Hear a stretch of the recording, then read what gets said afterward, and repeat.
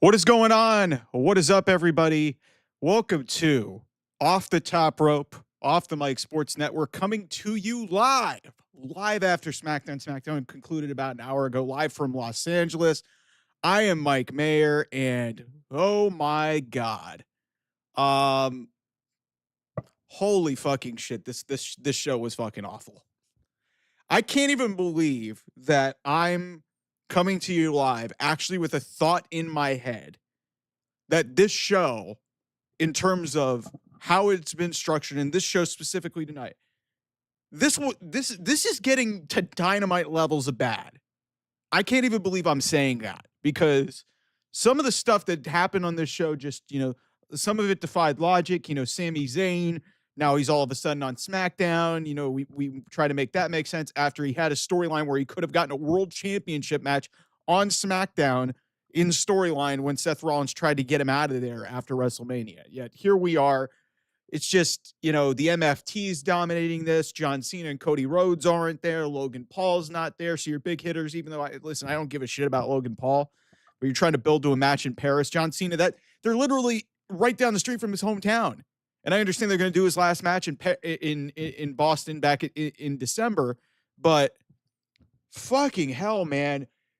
To quote my buddy, Chris Leha, who I said in this tweet, he always tells me when he doesn't like something, he says this about Tiffany Stratton. If you guys don't like Tiffany Stratton, he doesn't like Tiffany Stratton. He tell me Tiffany Stratton's a 2-pack of ass. This show, SmackDown, in 2025 is a 2-pack of ass. This sucks. This is not good. This was boring. There was the Carmelo Hayes stuff was fine. Drew McIntyre cuts a promo. Nothing on this show felt like it had any life or any sort of pep in its step. Like it's just, man, I don't understand it. And then to conclude the show, cool ending, because hey, Jacob Fatu and Sami Zayn and Jimmy Uso are on the same page. But Solo Sikoa, the United States champion who won in a steel cage at SummerSlam in one of the worst matches of the year on pay-per-view, on premium live event. Solo Sikoa has now been pinned back-to-back weeks in non-title capacities by Sami Zayn. What are we doing? What are we doing? Seriously, what are we doing?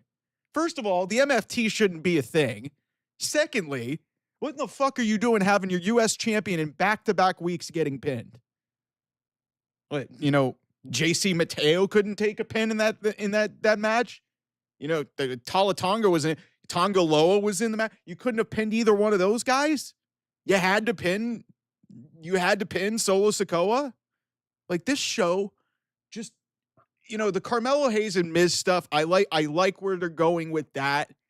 I don't necessarily like that they pinned Fraxium, and Fraxium's barely been there for a cup of coffee. Maybe Fraxium could go to another show. But here's the thing, and Leha, good to see you in the chat, my brother. NXT, listen, say what you will in terms of their talent base, and say what you will, some of their stuff doesn't hit. At least they're taking risks.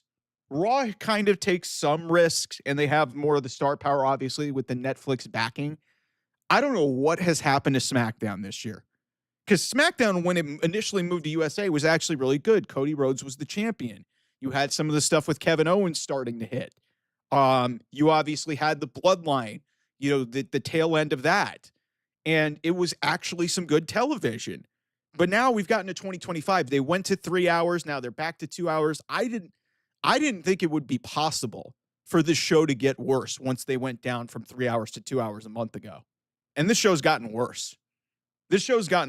Some of it's just a lack of, they just don't have any stars. They don't have any stars. You're relying on Cody Rhodes. You're relying on John Cena. John Cena's not there, doing Peacemaker or whatever stuff. Cody Rhodes is off television, selling his injury. It's just like, the theory that I have about SmackDown is that it feels like, And, the word is Triple H wasn't there. Him and Stephanie, there's photos of them out in Greece enjoying a vacation. And, a lot of people were making fun of Triple H's, lack of physique anymore, even though he had a heart condition, he can't really work out anymore. I mean, I listen, maybe it is Seth's burner. I have no idea, Chris, dude. So my theory is that, Bruce Pritchard obviously is in on this. He's one of 1A and 1B with Triple H in terms of the writing stuff. And then obviously the big point is Road Dogg, Brian James, has come in and become like really the head writer of this show. And that's where this show has just completely fallen off a cliff. Like there's so many things wrong with this show. So many things. And yeah, AJ, good call. Yeah, Road Dogg being, it's one of the worst Triple H's decisions. Like Road Dogg has no idea what the fuck he is doing. When the show was 3 hours, it dragged. This show, for a 2-hour show, was about as boring of a WWE show as I've seen in a long time. And I've been through some bad stuff. And it's just like, look, let's just basically say this. I don't think anything was, inherently like an atrocity like Vince McMahon era. But the worst sin that you could commit in writing a 2-hour television show for wrestling is to be completely and utterly fucking boring. And that's what this show is. This show is just 2 hours of nothing. Like I said, 2 hours of a 2-pack of ass, as my boy Leha always says. Like, I don't get whose idea it was to start with the MFTs. I don't get why you start the show with the MFTs. The Bloodline and that mystique and everything has been killed on 2 separate occasions. In 2024, when Roman lost to Cody Rhodes. That was the first time the Bloodline died. And then when Roman won the Ula Fala back from Solo Sikoa at the Raw and Netflix debut January 6th, that should have been the end of the Bloodline. Unless you were going to do the Rock match. And it's clear that the Rock doesn't give enough of a shit. Does not give a shred of a shit about, doing another Roman match unless it's on his terms. So the MFTs, and listen, I like Solo Sikoa. I actually think Solo Sikoa has been doing some pretty damn good work. I'm happy Solo Sikoa is a champion. The guy's done a lot of decent work over the last couple of years. He hasn't been able to show a lot of his personality until really this new iteration of him. But whatever this is, bringing in Hikuleo to beat Talatonga, you got Jeff Cobb coming in to beat JC Mateo, Tongaloa, the internet's favorite wrestler coming back. Tama Tonga's probably going to be back. You've got Jacob Fatu mired in this dreck. And now you bring Sami Zayn over from Raw, and Sami Zayn has now, who admittedly is over, but now you've had him pin the U.S. champion back-to-back weeks. Back-to-back weeks. And some people who are the positivity grifters are like, man, it was a cool moment to see him do Jacob Fatu's dance and him and Jacob get on the same page. Jacob didn't want to speak to this guy before the main event. All of a sudden, he's cool with him. Also, Sami Zayn didn't want to go to SmackDown because he didn't want a shortcut. Now, all of a sudden, he's on SmackDown a few months later because, hey, we need to move Sami over. And the theory going around, the fans like him. The fans like him, okay? Over in your respect is not what the fans say. And the fans in the building love Sami Zayn.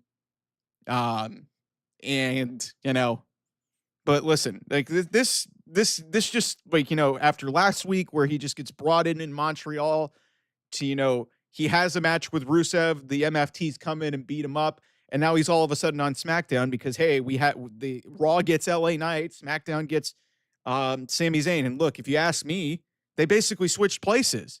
LA Knight's embroiled with Division in the world title picture, which is what Sami Zayn was in. LA Knight came away and got away from the U.S. title picture and that MFT Bloodline vortex. So, listen, I don't know what to say, man. Like this show sucks. This show is honest to God paralleling Dynamite levels of bad. It was boring. It was boring. Like I didn't care about this main event.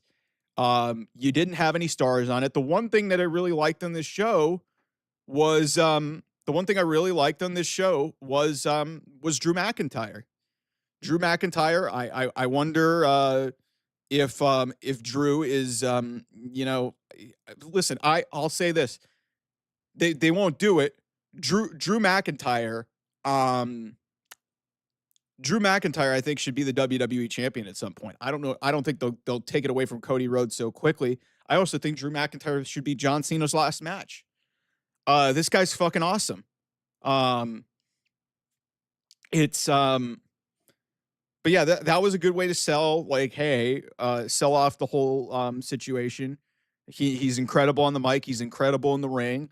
The tag team matches itself were both pretty solid. Street Profits against DIY was a good match. The women getting involved in that. Carmelo Hayes and The Miz getting a win over Fraxium. Drew's not a mid-carder. Come on. Drew's not a mid-carder. That guy carried the company through COVID.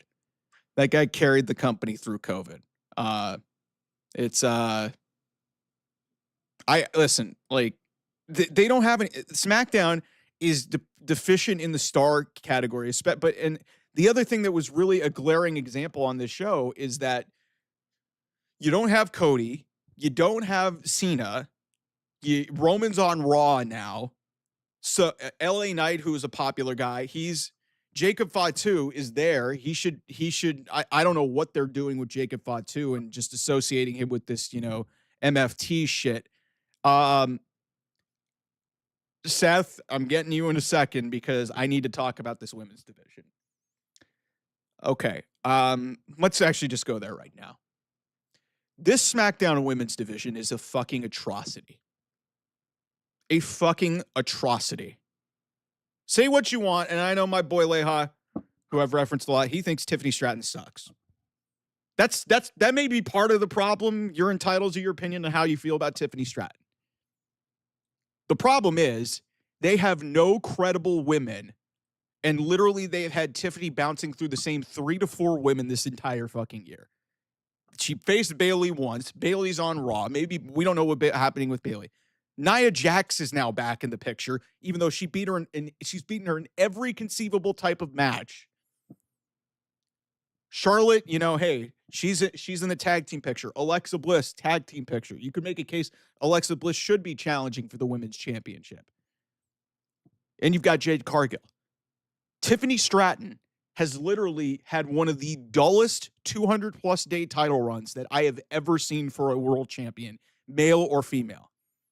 I'm not counting Logan Paul, because Logan Paul, that was a mid-card championship. What has happened here with this women's division on SmackDown is just an abomination. I have no earthly idea what they are doing with this women's division. At all. At all. Nia Jax has been beaten so many times by Tiffany Stratton, I don't even know why they keep going back to it. Jade Cargill lost clean as a sheet at SummerSlam. Why does she get another opportunity? Are they waiting for Bianca Belair? Are they waiting for Bianca Belair, like, to just come back and take the title from Tiffany? Because that's the only reason why I think they haven't pivoted off of this. And we don't know, and the speculation here is pure. Maybe Naomi was supposed to initially cash in at SummerSlam on Jade Cargill, Jade Cargill winning the championship and ultimately ultimately cashing in and winning the women's championship on SmackDown. But obviously that changed, and Naomi's supposed to address, the whole situation with her mysterious health situation. A lot of people rushing to conclusions that she's pregnant. I have no fucking clue what's going on here, everybody. No fucking clue whatever. By the way, I don't even think AEW will take Jade back. I don't even think AEW's moved off of Jade. They're so dead set on making Mercedes beat her record. So, but yeah, this women's division is a joke. Tiffany Stratton, 2 backstage segments, with We had no women's matches on this show, if my memory. Actually, no, we had one women's match on the show. We had, another, match involving the tag team champions. You had Alexa and Charlotte. Alexa with Charlotte in her corner against Piper Niven. It clearly, we're heading towards something with the Secret Harvest and Chelsea Green. I love me some Chelsea Green. But this division absolutely needs a fucking reset. They need draft picks from NXT. They need people to come over from Raw, whether it be Bayley, whether it be Lyra Valkyria, somebody. Also, can we get Julia on television? We've seen more of Kiana James, and I got nothing against Kiana James. Julia's the fucking champion. She's the fucking Women's United States champion. How could the Women's Intercontinental Championship feel so much more relevant than the Women's United States Championship? We've barely seen Julia since she won that title. Barely. And now you got Michin going after the United States Championship again. She's already been after it. Okay, cool. There's just nothing here with this show. There's no life. There's no backbone to it. The women's division desperately, and I mean desperately, needs Bianca Belair. Blake Monroe ain't going up to the main roster now, but they could use her on SmackDown. Jordan Grace, they could use her on SmackDown. The problem is they're embroiled in a really hot feud in NXT. So I don't see that happening. Sol Ruca, I've heard, is very well liked. But she's still the women's North American champion, and I have a feeling they're going to do something with Zarya before she gets called up to the main roster. There's just a lot of problems. The tag team division is like overstocked. Now they're trying to get Mellow Dope Miz over, and so they had to beat Fraxium because of it. I get it; it's a bigger story, but still, Fraxium just got there. The Motor City Machine Guns are going to be the next one. So maybe shuffle some of those teams over to the Raw, because Raw's tag team division is not very good either. So, and then this show was bookended by the MFTs. Like, you want a license to get people to shut off the television? Nobody gives a shit about this crap anymore. And Solo earlier in the week, I said this story was in the third inning. I was like, dude, third inning of what? Third inning of what? Like, this story has been dead twice. When Roman lost at WrestleMania, the Bloodline was dead. And then, it carried on with a unique element of, Solo building his own bloodline in bringing in Jacob Fatu. But now it died again because Solo lost his Ulafala back to Roman Reigns. And Roman's on Raw. Like, it's just, man, I don't know. Man, if Celeb Facts and Quotes was running the women's division would be, first of all, very, very, very racist. Let's get rid of all the Celeb Facts and Quotes. Yeah, let's get rid of all the black women. Cool. Good idea, buddy. Good idea. Yeah. You want to feed the narrative that Triple H is Triple K. Come on, and I'm not gonna subscribe to that. All right. Well, so show starts. Solo Sikoa cuts a promo. And Sami Zayn comes out and interrupts him. Basically says he goes to SmackDown now. So that was something. And basically we get holla, holla, holla. We get this is the Shades of Teddy Long 6-man tag. Zayn, Uso, and Fatu versus the MFTs. And I'm like, Jesus, what are we doing? Listen, I think that, like I said, I think basically what this is going to amount to is a trade between SmackDown and Raw. LA Knight going to Raw and Sami Zayn going to SmackDown. I just don't know. Dude, you literally said get rid of all the you get rid of 3 black women. Cargill Jade is not the best. Bianca Belair is one of the best women that they got in that company. And Naomi is honestly one of the most underrated people in the entire company. I like Blake Monroe, I like JC Jane, and I like Sol Ruca. Come up with better examples, because all you're doing right there is feeding into the narrative that you are racist. So, third inning if you're Colorado. AJ. AJ, thumbs up to you, my friend. Yeah, if you're the Colorado Rockies, that's good. That's good, buddy. I like that. That was funny. Thumbs up to you, my friend. Get at me in the comments if you guys are a baseball fan. I know JD from New York, who is a content creator, is much more famous than me and has done a lot and has riled up a lot more people than I have. He's a Braves fan, and his Braves beat my Guardians 2-0. So I know JD will never see this, but hey, JD, congratulations, buddy. But yeah, that Colorado Rockies thing popped. Yeah, no, NXT, listen, NXT has a lot of short matches and they have a lot more inexperience on their show, but NXT is absolutely a better show than SmackDown. NXT is absolutely a better show than SmackDown. SmackDown has been awful for most of this year. Really bad. And all right, so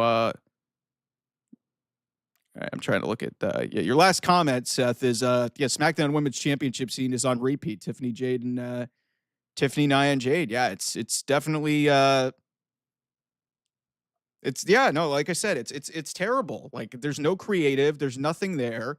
You're not even they're not even trying. They do need to announce a draft. The whole company needs a reset, but SmackDown is the one who's suffering, it says. I totally agree with you, buddy.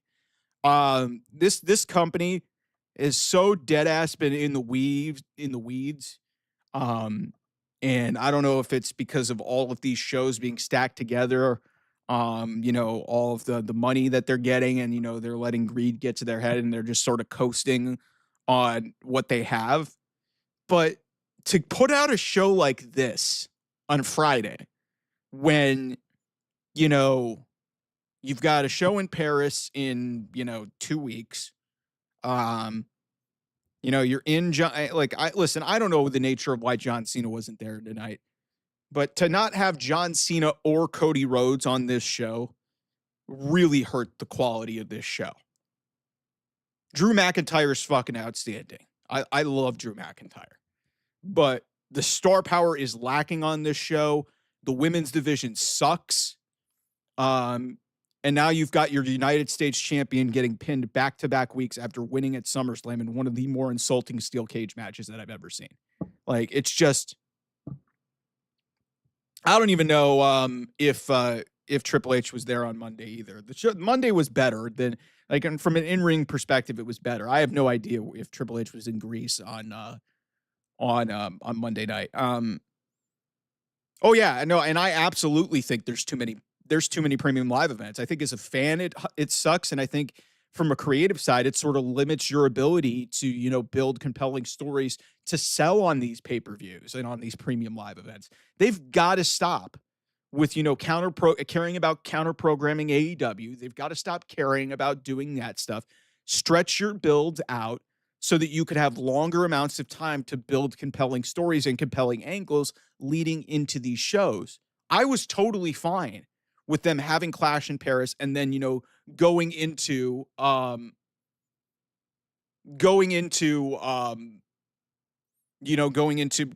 Jewel in Perth. And I just think if they're going to really do the show on September 20th to counteract All Out, which is literally going to be 3 weeks after, I'm like, why do that? So you can try and bury, all you're doing is putting more of a light on AEW. It's not going to, and I know that they're trying to get their numbers and control the conversation and control the narrative. Just put on better television. Do what you did last year. Put on better television, significantly by a wide margin, than AEW, and you're going to be fine. You're going to be fine.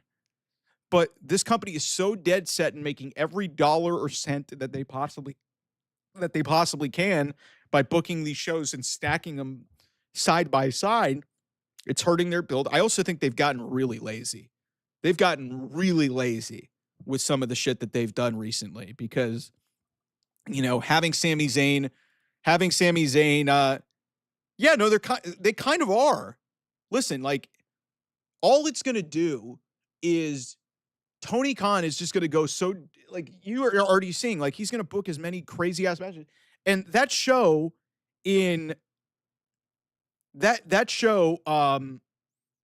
in London is going to be is going to probably be 18,000 people at the O2 next Sunday for Forbidden Door. Like it's going to be close to, you know, a freaking sellout, or probably going to be a sellout there. So, like, holy shit, man. Like, it's just, you don't, first of all, they shouldn't worry about AEW. The second thing is they really need to focus on themselves and having these builds, like, not, no, hold on a second. I'm sorry. They need to focus on, longer term booking. Yeah, Triple Mania is going to be awesome tomorrow night. I think Dom's going to win the Mega Championship, and that's going to be fucking awesome. Watch out for El Grande Americano. Kaiser's doing really well. They might give him the championship, but I think Dom's going to win the Mega Championship. Yeah, he wanted, the Sami, here's the thing. The Sami Zayn component of this whole story doesn't make any sense, because if you guys remember, right after WrestleMania, he confronted Seth about this whole alliance, and Seth wanted him to get out of there. They were like, hey, we'll give you a guaranteed championship match over on SmackDown if you leave because you don't want to be with us. He turned it down and stayed and got his ass beat. 3 months later, he's on SmackDown and challenging for the United States Championship. And he's already beaten Solo twice. So do we think he's beaten Solo here? Like, I don't know, man. They're coasting. They are absolutely fucking coasting. It's embarrassing. It really is embarrassing. So then Alexa Bliss faces Piper Niven, a quick little match. Alexa Bliss wins on a roll up. The Secret Service gets the upper hand at the end. So I think we're heading towards I think we're heading towards something, whether it's the Secret Service or Chelsea Green is going to be involved for the tag team championships. We get Fraxium taking on Mello Don't Miz. Carmelo Hayes got also more We Want Cross chants at tonight's show than previously. Not as big as I thought, but they were noticeable. We got some Let's Go Mello chants for the Boston native.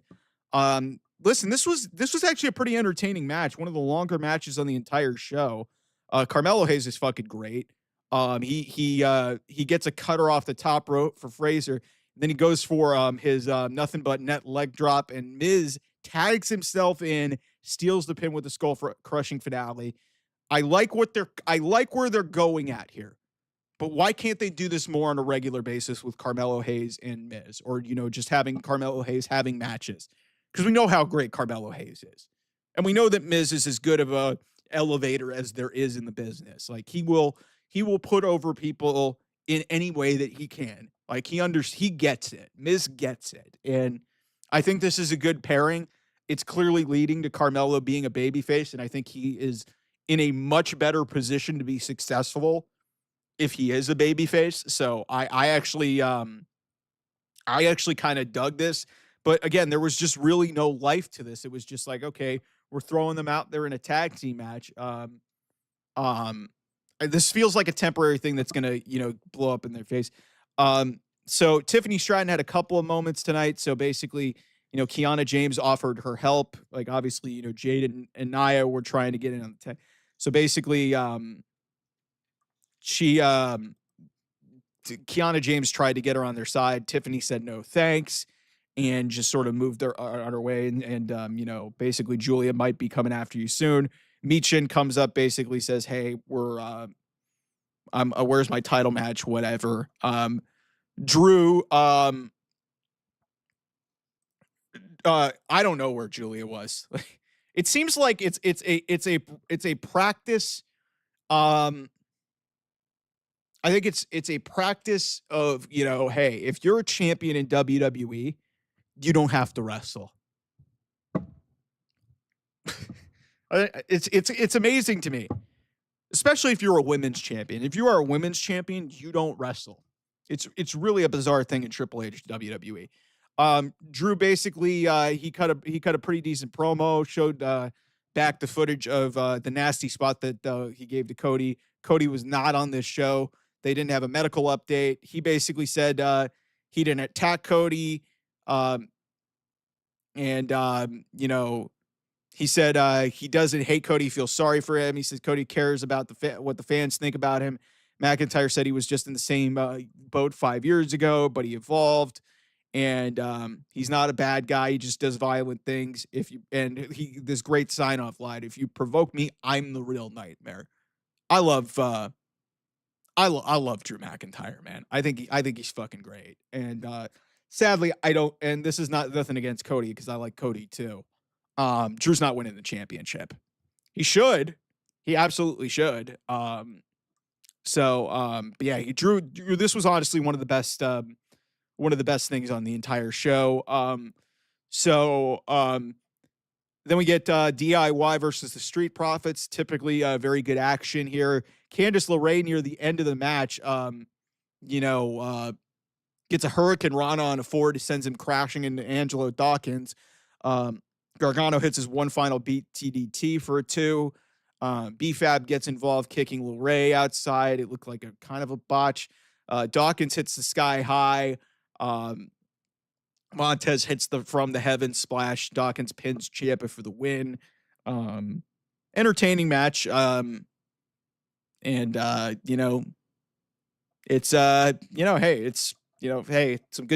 showcasing of their tag team wrestling tonight. Was a positive. Speaking of tag team wrestling, Carmelo Hayes interrupts a conversation between Nick Aldis and the Motor City Machine Guns. Miz basically interrupts Carmelo. You have got to be kidding me about that trade. If you guys see the chat thing, MJF, Colt Cabana, and Wheeler Yuta. Why? I know the Colt Cabana has something to do with CM Punk. So basically, so in this promo with the Motor City Machine Guns and Mellow Miz,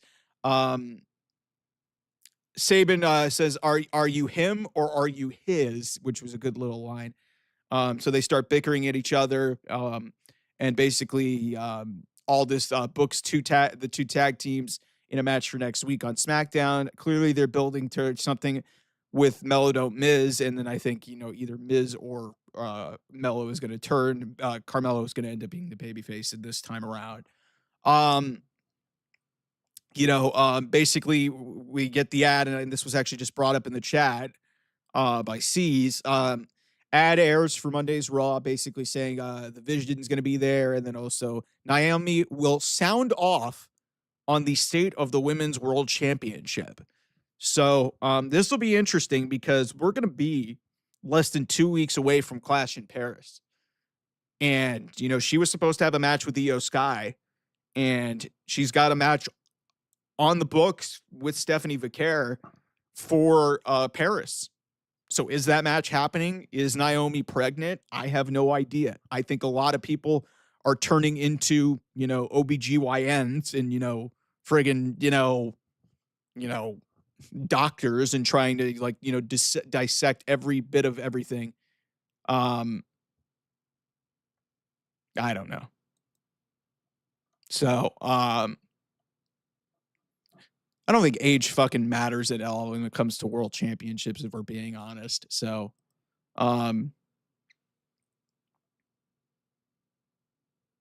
yeah, no, that's a good point. That's actually a really good point in terms of, SmackDown, when they were on Fox, they were really driven by the Bloodline. And then, Raw, when they were on USA, they were kind of, in this Judgment Day portal. And, maybe that's kind of what it is. Maybe it's a USA thing. I doubt it, but it's just like, listen, I don't know what they're going to do with this women's division. Blake Monroe's not getting it. On some level, I kind of agree with you. She's as talented as just about any woman on this entire roster in WWE, but she's not going to the main roster. They're keeping her down in NXT. She's going to be NXT Women's Champion at some point. So, Listen, it'll be interesting to see how they handle that situation. I have no idea where that whole thing's going. Um, R-Truth, listen, I was a little bit frustrated with, him going back to his old, but he's kind of got this hybrid personality of being R-Truth and Ron Killings. So it's not completely the old R-Truth. So that this was kind of a good little thing with Aleister Black. So they're heading towards something that's going to be a match next week. So R-Truth will probably get his ass kicked, but maybe that brings back Damian Priest. After what happened and they wrote him off of television for a little bit. Maybe they'll keep him off for a little bit longer. Jacob Fatu showed some resistance before the main event. They're going to be in Dublin next week, so it'll be a better crowd. Hopefully it'll be a better show. John Cena is going to be there. Motor City Machine Guns versus Mellow Don't Miz, Aleister Black and R-Truth. We get the main event. Jacob Fatu, Jimmy Uso, and Sami Zayn versus Solo Sikoa, JC Mateo, and Tonga Loa. Match only went 11 minutes. The end of this match was actually kind of interesting.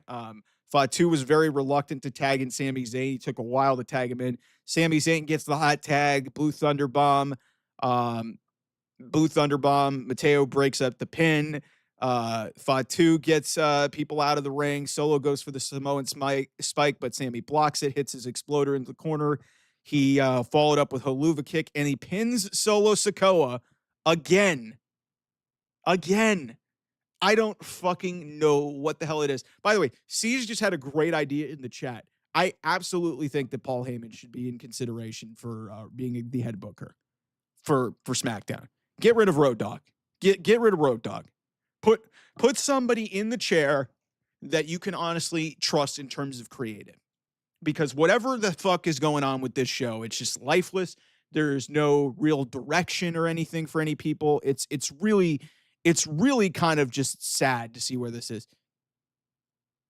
Listen, I don't JC Jane, I actually think that this is a good little showcase for TNA to put their championship on, Heat Wave.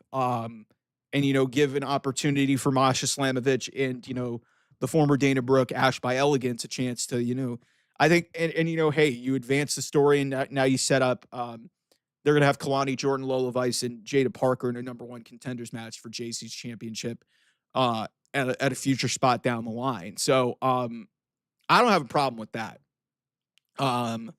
Because listen, when you have a double champion, you've got to figure things out. And clearly this partnership between NXT, WWE, and TNA, they want to give TNA as much exposure as they can. So I don't think Trick Williams is going to win on Tuesday against Javon Evans. I think Javon Evans will beat him. And Javon Evans, I think will beat Obafemi for the NXT title. That's what I think is going to happen. I would not be surprised if they found a way to keep it on Oba and, build a little bit more for Javon. But it feels like Oba is reached kind of his peak really in NXT. The problem is if you call up Oba, I don't know. The state of the men's division is really, really, really weird. Mr. Iguana had probably one of the most overreactions at that show before SummerSlam a couple weeks ago. You might be onto something there. Anyway, I'll open it up to questions here. I kind of ran through the show really quick. Like I said, it was a really hey, they ended the show. They ended the show with a nice moment. Sammy and Jacob getting on the same page, hugging each other. I don't watch Evolve, but you might be right. SmackDown's just got nothing to it, man. They just have nothing. No life, no effort. It's really low effort, low hype. I don't know about that. Mello, I think the one thing that Mello's got working against him is he's a smaller dude. That's the problem. If you're a smaller dude, even in WWE, you're largely not going to be successful on the main roster. We've seen it. It's just listen, look at Johnny Gargano was so popular in NXT. He's a tag team guy. I love Johnny Wrestling. It's just if you are a smaller dude who's about 200 or so pounds, you just don't have much of a future. Carmelo's fine in terms of the look department. But yeah, Trick definitely has more charisma. I think where Trick lacks behind Carmelo is, he's got the look, he's got the ability to talk. Um, the problem is Trick's wrestling ability is kind of okay. It's not great.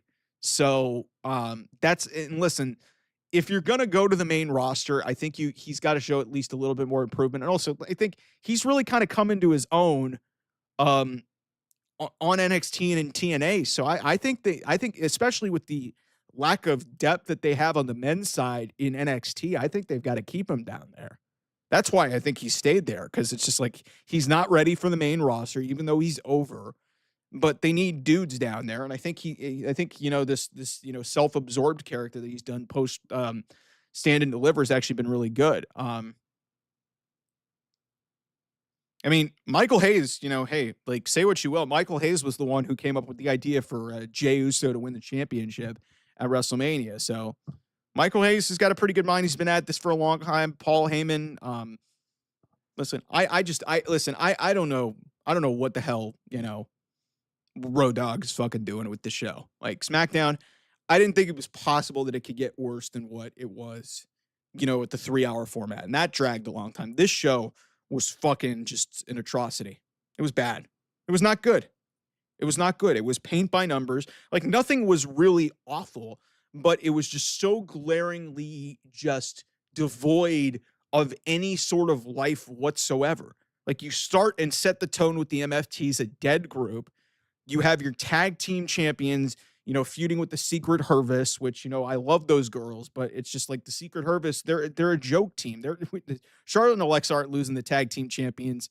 Liv's not showing. Liv's going to be gone for the rest of the year. I'd be stunned if Liv showed up at Triple Mania. It'd be interesting, but I don't think she's going to, unless Roxanne's there, I doubt that that's going to happen. If you guys had any questions for me, drop them in the chat. Super chat's open. That's the best way to support the show. Appreciate you guys dropping in here on a Friday night. I know it's kind of late on the East Coast. We're just past. Listen, Ace Austin, man. Listen, good for him. Good for Ace Austin. I think he's a very talented young man. I think he'll actually do somewhat okay in AEW. The problem with Ace Austin is he's literally every other guy in that company. So I don't know where his ceiling is. He's facing Ricochet tomorrow night. The match was already taped. I know the result. I won't tell you guys here, even though you probably won't care, because Collision is probably one of the worst shows on television from a wrestling perspective. Should I watch Evolve? Should I watch it? Because I watched Dynamite. Josh Alexander. This is a great topic, and I talked about this on Wednesday, C's. What the fuck has happened to Josh Alexander? I'm happy the man's getting paid, but holy shit. The guy showed up on his first night, and that was the peak of him in AEW. Facing Hangman Adam Page, had a really good match with him, immediately joins the Don Callis family. Now he's eating pins. And I understand that Hiromu Takahashi is a big, New Japan name. The average North American audience doesn't give a shit. This guy's a designated pin guy. Like, it's Kyle Fletcher, it's Takeshita, and that's really all that matters in the Don Callis, and it's Okada. Those are the three guys that matter in the Don Callis family. Everybody else is just filler guys. Lance Archer used to be a really good performer too. Now he's mired in that. Brian Cage, whenever he's good, he's in the Don Callis family. Like, Josh Alexander, like, listen, I'm happy that he got paid, but man, I don't know what the fuck they're doing with him. Megan Bayne has basically been squashing girls on Collision for the last, 3-4 months. Insane look. Really should be a star in this division, but they were so dead set on going with, Mercedes and Tony. And now they're going to go with Tony and Athena.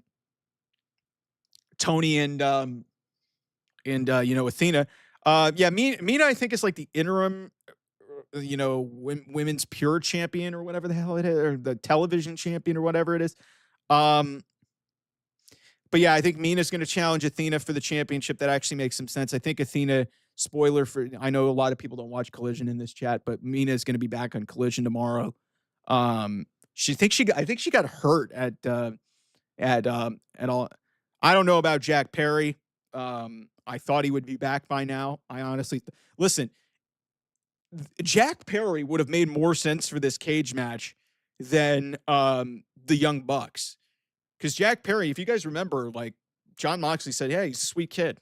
I mean, it's just, I don't know why Jack Perry's off television. I think maybe, he had his redemption run after the whole CM Punk thing that he got brought back in off of last year. And now I think maybe the time is running out for him there. So, yeah, I just, yeah. Listen, AEW has got a creative issue too. Their problem is that, they just book a bunch of matches just for the sake of booking matches. Some of these stories on SmackDown, at least, like, listen, like I understand, the MFT stuff, but the MFT stuff sucks, but at least it's a story, and some of this stuff has been, set up throughout, but it's just, I heard Wardlow might be coming back. Camille, I have no idea. Jericho, zero idea. And Britt Baker. Still, listen, listen. I get Josh Alexander is the Maple Leaf Pro champ, but listen, that guy is an accomplished guy. He shouldn't be eating pins. You could have found somebody better to eat a pinfall. Thunder Rosa, zero clue what's going on with her. Zero clue what's going on with her. Yeah, there's so many names that they've brought in over there that they're just not using.